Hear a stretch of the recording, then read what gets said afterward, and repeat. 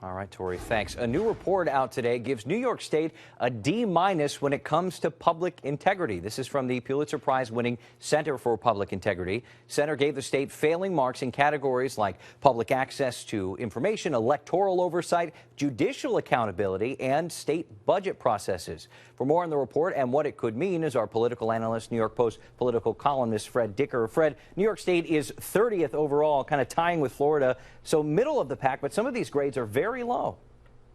Well, there's no question about it, Cody. And the fact that the former leaders of the legislature are either on trial or about to go on trial for federal felonies, I'm sure contributed to it.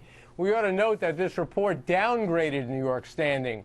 3 years ago, this outfit gave New York a D. Now it's D-. I'll tell you, it's really a black eye to Governor Cuomo, who came into office almost 5 years ago promising to clean things up. You know, the authors of the report did specifically mention Sheldon Silver, Dean Skelos, and Tom Libous when talking about some of these marks. What impact do studies like these have? Do they scratch the surface at all? Are public officials actually paying attention to these?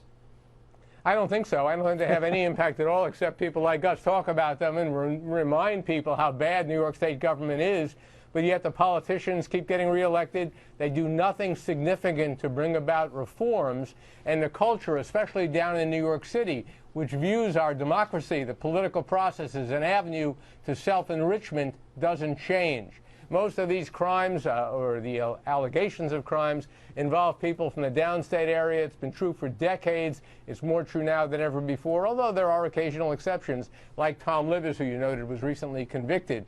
But there's a culture downstate that allows many of these political officials to get away with anything, and reports like this really have no impact at all. All right, we do want to give New York props where credit is due. First, in state civil service management and internal auditing. So hopefully leaders will do some introspective work and look inside and figure out what to do, change it. But let's note again, they're worse. New York is worse on public information, as we in the media have found out time and again when we file Freedom of Information requests and get no response. I will agree with you there. It's pretty tough. Fred, thanks for joining us. A reminder, you can hear Fred's radio program live from the state capitol every weekday morning from 10 to 11 on Talk 1300 AM.